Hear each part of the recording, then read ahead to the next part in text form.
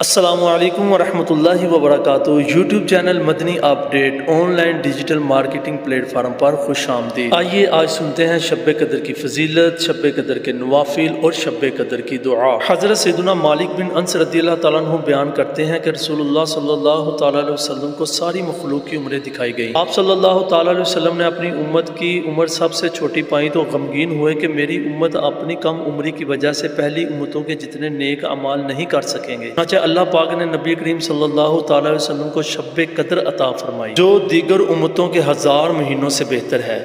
شب قدر میں عبادت کرنے کی فضیلت، رسول اللہ صلی اللہ تعالی علیہ وسلم نے ارشاد فرمایا جو شخص شب قدر میں ایمان و اخلاص کے ساتھ عبادت کرے تو اس کے پچھلے گناہ بخش دیے جائیں گے۔ حکیم الامت مفتی احمد یار خان علیہ رحمۃ الرحمن اس حدیث پاک کی وضاحت میں لکھتے ہیں رمضان میں روزوں کی برکت سے گناہ صغیرہ معاف ہو جاتے ہیں اور تراویح کی برکت سے گناہ کبیرہ ہلکے پڑ جاتے ہیں اور شب قدر کی عبادت کی برکت سے درجے بڑھ جاتے ہیں۔ علامہ عبد الرؤف مناوی رحمۃ اللہ تعالی علیہ اس حدیث پاک کی وضاحت میں نقل کرتے ہیں کہ رمضان کے روزوں اور قیام کے ذریعے ہونے والی مغفرت تو ماہ رمضان کے آخر میں ہوتی ہے، جبکہ شب قدر میں قیام کے سبب ہونے والی بخشش کو مہینے کے اختتام تک مؤخر نہیں کیا جاتا۔ آئیے یہ بھی سنتے ہیں کہ شب قدر کب ہوتی ہے۔ اللہ کریم نے اپنی مشیت یعنی مرضی کے تحت شب قدر کو پوشیدہ رکھا ہے، لہٰذا ہمیں یقین کے ساتھ نہیں معلوم کہ شب قدر کون سی رات ہوتی ہے۔ فرمان مصطفیٰ صلی اللہ تعالی علیہ وسلم ہے شب قدر کو رمضان المبارک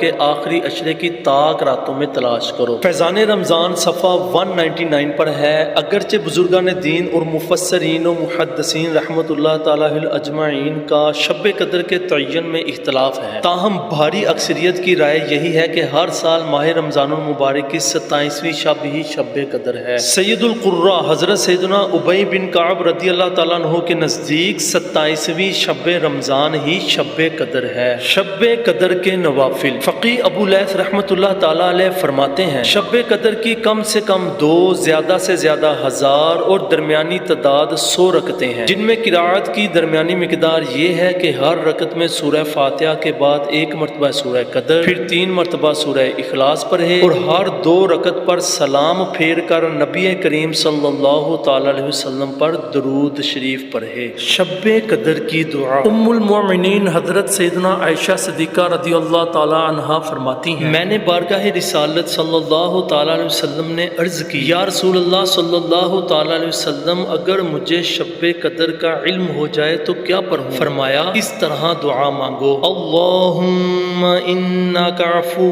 تحب العفو فاعف عنی، یعنی اے اللہ پاک بے شک تو معاف فرمانے والا ہے اور معافی دینا پسند کرتا ہے، لہٰذا مجھے معاف فرما دے۔ کاش ہم روزانہ رات یہ دعا کم از کم ایک بار پڑھ لیا کریں کہ کبھی تو شب قدر نصیب ہو جائے گی، اور 27ویں شب تو یہ دعا بار بار پڑھنی چاہیے۔